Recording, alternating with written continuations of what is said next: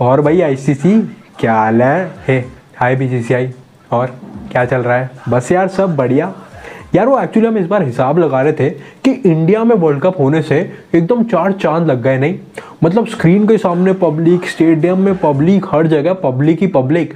भाई साहब व्यूअरशिप तो आसमान में है। नहीं हाँ हाँ यार पता है, इंडिया ही सारा क्राउड लाता है, इंडिया ही सारा पैशन लाता है और सबसे ज़्यादा शोर भी इंडिया वाले ही मचाते हैं। हाँ तो यार हम इस बार सोच रहे थे कि क्यों नहीं वर्ल्ड कप का नाम आईसीसी वर्ल्ड कप से हटाकर बीसीसीआई वर्ल्ड कप रख दिया जाए। क्या बोलते हो? क्या क्या क्या क्या मस्त है ना? अरे और हाँ, इस बार हमारा ना प्रॉफिट्स में से भी हिस्सा थोड़ा ज़्यादा रखना। आफ्टर ऑल सब हमने ही तो करवाया है। 10 टीमें, 10 वेन्यूज और 45 दिन। क्रिकेट का महायुद्ध ICC men's cricket world cup 2023 का आगाज हो चुका है और इस वर्ल्ड कप की सबसे खास बात यही है कि 12 साल बाद एक बार फिर से ये भारत में हो रहा है। और ये सिर्फ फैंस के लिए नहीं बल्कि आईसीसी, बीसीसीआई, मीडिया, स्पॉन्सर्स सबके लिए खास है, क्योंकि सब जानते हैं कि इंडिया में क्रिकेट सिर्फ एक स्पोर्ट नहीं है बल्कि एक इमोशन है। और जितने क्रिकेट के दीवाने इंडिया में हैं उतने पूरी दुनिया में नहीं होंगे। तो देखिए, अब खुश तो सभी हैं, पर सवाल यह है कि सबसे ज़्यादा खुश कौन है, यानी कि सबसे ज़्यादा पैसे कौन कमाने वाला है, आईसीसी या फिर बीसीसीआई, जीतने वाली टीम या फिर इंडिया जो कि ये वर्ल्ड कप होस्ट कर रही है? गेस करना चाहोगे? चलो एक काम करते हैं, एक एक करके देखते हैं कि किसके हिस्से में कितनी मलाई आने वाली है। सबसे पहले बात करते हैं आईसीसी यानी कि इंटरनेशनल क्रिकेट काउंसिल की, जो कि इस पूरे वर्ल्ड कप को ऑर्गेनाइज करवा रही है। इस वर्ल्ड कप के बाद आईसीसी की पांचों उंगलियां घी में और मुंह कढ़ाई में होगा, क्योंकि इससे वो इतना कमाने वाली है जितना आज तक किसी वर्ल्ड कप से नहीं कमाया होगा।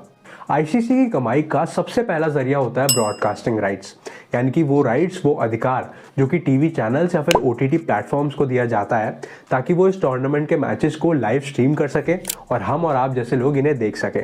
जैसे कि इस वर्ल्ड कप की official broadcasting rights Disney star के पास है, जो कि टीवी पर स्टार स्पोर्ट्स और ओटीटी पर डिज्नी हॉटस्टार पर मैचेस दिखा रहे हैं। इन राइट्स के बदले ये प्लेटफॉर्म्स आईसीसी को ढेर सारा पैसा देते हैं।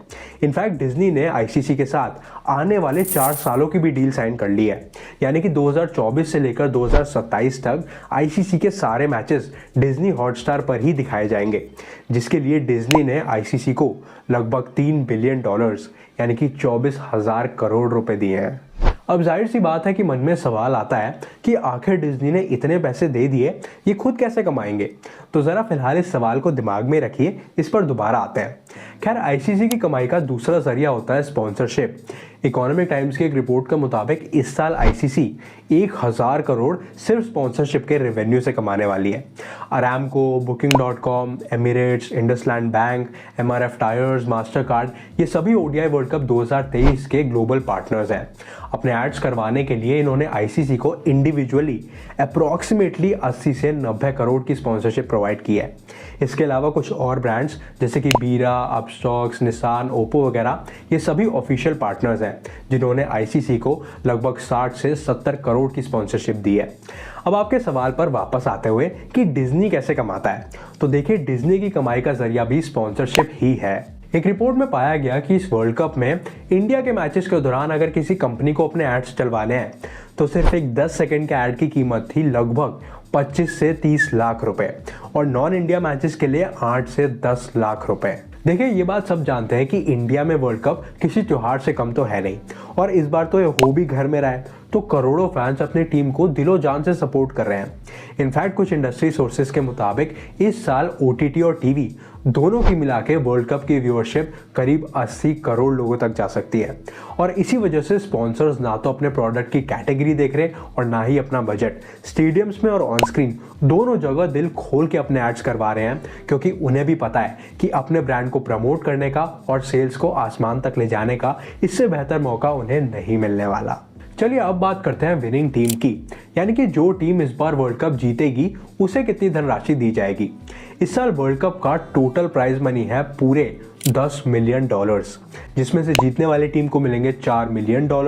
जो टीम रनर्स अप होगी यानी कि फाइनल में हारने वाली टीम को दिए जाएंगे $2 मिलियन। इसके अलावा ग्रुप स्टेज में अगर कोई भी टीम कोई भी मैच जीतती है तो हर जीते हुए मैच के लिए उसे $40,000 मिलेंगे। यानी कि इस साल तो अफगानिस्तान भी खाली हाथ नहीं जाने वाली। अब एक्चुअली अफगानिस्तान तो अच्छा खेल रही है, तो इस साल हारेगी कौन भाई? आपको क्या लगता है?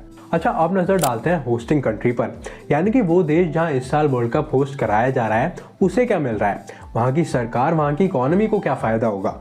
बैंक ऑफ बड़ौदा की एक रिपोर्ट के मुताबिक ओडीआई वर्ल्ड कप 2023 की मदद से भारत की इकोनॉमी को 22,000 करोड़ का फ़ायदा हो सकता है, और इसमें किसी एक का नहीं बल्कि अलग अलग इंडस्ट्रीज़ का कंट्रीब्यूशन होगा। Tourism, airlines, event management, hospitality sector, food delivery सब मिलके कमाएंगे, जिसकी मदद से इकोनॉमी को एक अच्छा खासा बूस्ट मिलेगा। अगर टूरिज्म की बात करें तो जब किसी देश में वर्ल्ड कप होता है तो मैच देखने फॉरेनर्स भी आते हैं। अब जब फॉरेन टूरिस्ट आ रहे हैं तो जहां वो रुकते हैं वहां आसपास के सभी रेस्टोरेंट्स, कैफेज, बार्स सबको बिजनेस मिलता है, सब मिलके कमाते हैं। इनफैक्ट इकोनॉमिक टाइम्स के एक आर्टिकल के मुताबिक इंडिया पाकिस्तान के मैच के दौरान अहमदाबाद में या तो रूम्स अवेलेबल ही नहीं थे, और अगर थे भी तो उनकी कीमत आसमान छू रही थी। हयात, एक 5 स्टार होटल जहां नॉर्मली अगस्त या सितंबर के महीने में रूम 7,500 तक का मिल रहा था, वही 13 अक्टूबर की रात को उसी रूम की कीमत 1.25 लाख रुपए थी।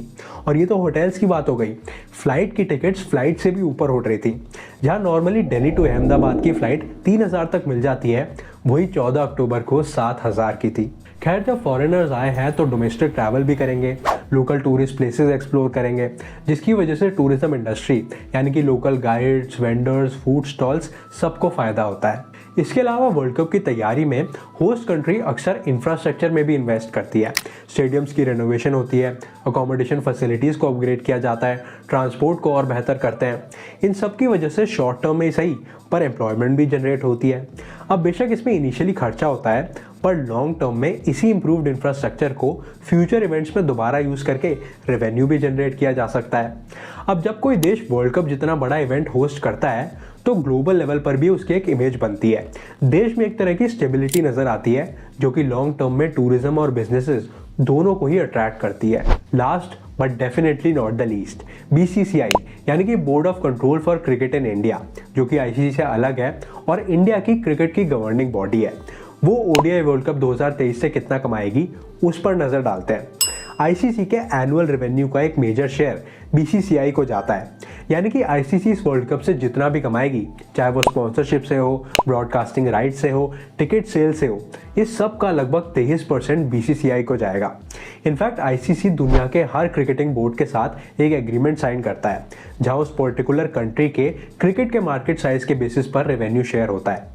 और जैसा कि हम सब जानते हैं कि India is the centre of world cricket, we control the fans, we control the money and of course we control the politics, जिसकी वजह से जहां किसी और कंट्री का शेयर डबल डिजिट्स में भी नहीं है, वहीं रिसेंटली BCCI ने एक एग्रीमेंट साइन किया है, जिसके बाद 2024 से लेकर 2027 तक ICC के एनुअल रेवेन्यू का 40% शेयर BCCI को जाएगा।